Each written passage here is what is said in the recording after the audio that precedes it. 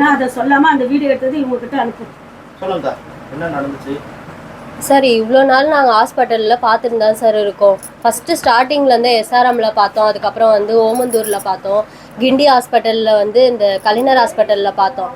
5 chemo போடுற வரைக்குமே அவங்களுக்கு எந்த ப்ராப்ளமும் கிடையாது. அந்த 5வது கீமோ போடும் போதே அவங்களுக்கு லங்ஸ் பாதிச்சிருக்கு. ஆனால் அந்த டாக்டர் வந்து எடுத்து அந்த இது வந்து ஸ்கேனை வந்து பார்க்காதது தான் சார் இப்போ பிரச்சனையே. அது பார்த்துருந்தாங்கன்னா இவங்களுக்கு இந்த அளவுக்கு நிலமை வந்திருக்காதுல்ல. இப்போ லங்ஸ் ஃபுல்லாக பாதிச்சிச்சுன்னு நேற்று நாங்கள் சவிதா ஹாஸ்பிட்டல்லேருந்து கூட்டின்னு வந்திருக்கோம். இப்போ அவங்க உயிர் வந்து காப்பாற்ற முடியாது சொல்கிறாங்க. இது அவங்க வந்து இருக்க வரைக்கும் இருக்கலாம் அப்படின்ற மாதிரி சொல்லிட்டாங்க.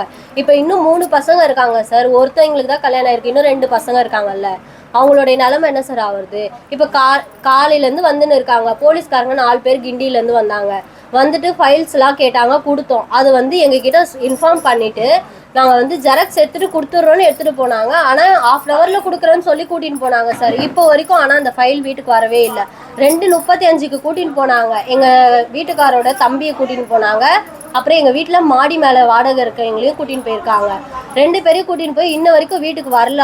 அவங்க என்ன நிலமானாங்க, வெளியே உட்கார வச்சுருக்காங்களாம். இந்த மலையில் அவங்கள போய் வெளியே உட்கார வச்சுருக்காங்க, சாப்பிடல அவங்க. இன்னும் பெத்தவளை இங்கே விட்டுட்டு அந்த பையனை கூட்டின்னு போயிருக்காங்கல்ல, அந்த பையன் மனசு எவ்வளோ அடிச்சுக்கோ சொல்லுங்கள்.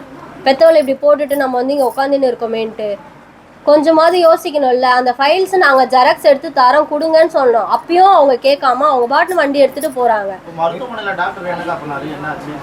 நான் வந்து கல்யாணம் பண்ணுறதுக்கு முன்னாடி எங்கள் அத்தை கூட போயிருக்கேன் சார் ஹாஸ்பிட்டலுக்கு. அவர் வந்து சரியாக ட்ரீட்மெண்ட் எடுத்தாரோ எடுக்கலையோ அதெல்லாம் எனக்கு தெரியாது. ஆனால் நாங்கள் போயிட்டு இந்த மாதிரி சார் கீமோ போடணும் அப்படின்னு சொல்லும் போதோ இல்லை வந்து ஃபைல்ஸ் எடுத்துகிட்டு போகும்போதோ அவர் வந்து ஒரு மாதிரி ரூடாக நடந்துப்பார். நோட்டு தூக்கி அடிக்கிறது. இல்லை நாங்கள் வந்து 25 வருஷமாக நாங்கள் சர்வீஸில் இருக்கோம், எங்களுக்கு தெரியாதா என்ன ஊசி போடணும் என்ன பார்க்கணுன்ட்டு.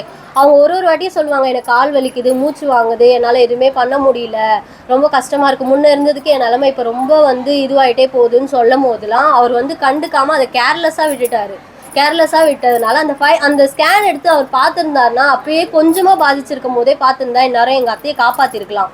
இப்போ அவங்களுக்கு ஃபுல்லாக லங்ஸ் போயிடுச்சு. இப்போ யார் சார் கொடுப்பா அவங்கள? இவ்வளோ பெரிய ஆளை வந்து அவங்க பிள்ளைங்க எல்லாம் அனாதையாக இருக்காங்க, அப்பாவும் இறந்துட்டாரு, இப்போ இவங்களும் போயிட்டாங்கன்னா அந்த பசங்களை யார் சார் பார்த்துப்பா சொல்லுங்கள். குறிப்பா அந்த மருத்துவர் அவங்க அத்தை கிட்ட மட்டும் தான் அப்படி நடக்கிறாரா இல்ல எல்லா பேஷண்ட் கிட்டயுமே அவர் அப்படி நடந்திருக்காரு சார். வயசானவங்க, படிக்க தெரியாதவங்க வரவங்க, அவங்க கிட்டலாம் வந்து ஒரு மாதிரி இங்கிலீஷில் வந்து ஒரு மாதிரி தப்பாக பேசுறது, அசிங்கமாக வார்த்தை விடுறது, நீங்கள் வந்து உங்களுக்கு எதுவுமே தெரியாது, எங்களுக்கு தான் எல்லாமே தெரியுன்ற மாதிரி அவர் வந்து ஒரு மாதிரி ஆணவமாக பண்ணார். நோட்டு தூக்கி போடும் போதே நான் எங்கள் அத்தைக்கிட்ட சொன்னேன், ஏன் இவ்வளோ டாக்டருக்கு படிச்சிருக்காரு, ஒரு மரியாதையாக பேச தெரியாதா, மரியாதையாக பண்ண தெரியாதான்னு கேட்டதுக்கு அவர் வயசானவர், அவர் ஏதோ தெரியாமல் பண்ணுறாரு விடுன்னு சொல்லி எங்கள் அத்தையை என்னை சமாதானப்படுத்தி கூட்டின்னு வந்தாங்க. ஆனால் இப்போ இந்த அளவுக்கு பாதிக்கும் போது அவங்களுக்கு தெரியுது அந்த கலைஞர் ஹாஸ்பிட்டலில் வந்து அவங்க அந்த கீமோ போட்டது தான் வந்து சரியில்லை, ஹெவி டோஸ் போட்டிருக்காங்கன்னு தெரியுது. அவங்களுக்கு அது பாதிச்சிருக்குன்னு அப்பயே பார்த்துருந்தா சரி பண்ணியிருக்கலாம். இப்போ அவங்க உயிருக்கு போராட வேண்டிய அவசியம் இல்லைல்ல. டெய்லி நாங்கள் இத்தனை நாளாவது 10 நாளாக ஹாஸ்பிட்டலில் இருந்துட்டு அந்த பெரியவர் வந்து நல்லவர் தான், அவருக்கு வந்து எதுவுமே தெரியாது, அவர் வந்து ஒரு குழந்தை மாதிரி தான் இருப்பார். 10 நாள் அவங்க கூட இருந்து அந்த யூரின் போகிறது எடுத்துன்னு ட்ரெஸ்ஸு மாற்றி விடுறதுலேருந்து எல்லாமே அவர் தான் பார்த்துக்கிட்டார். நான் மாசமாக இருக்கிறதுனால என்னை வந்து கிட்ட விடலை சார் அவங்க.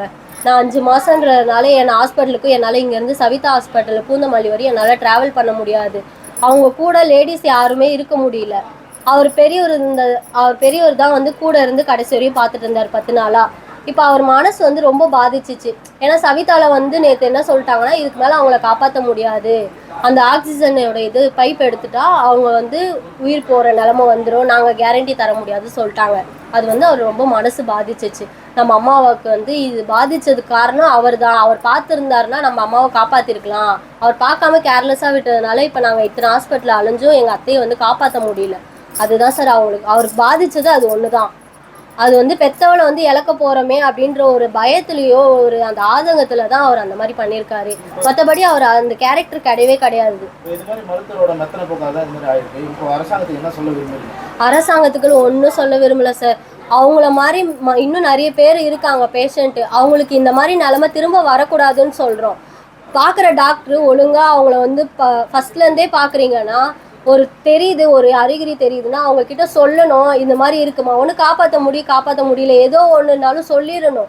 அதை மறைச்சி அவங்களுக்காக வந்து அவங்களுக்கு சம்மந்தப்பட்ட மாதிரி ஏற்படுத்திக்காமல் அவங்கள வந்து சரி பண்ணி விட முடிஞ்சால் பண்ணுங்க. இல்லை வந்து வேறு ஹாஸ்பிட்டல் பார்த்துக்கோங்க அப்படின்னு சொல்லிடணும் சார். இந்த மாதிரி வந்து பாதிக்கிற அளவுக்கு விடக்கூடாது. உங்கள் பேருமா?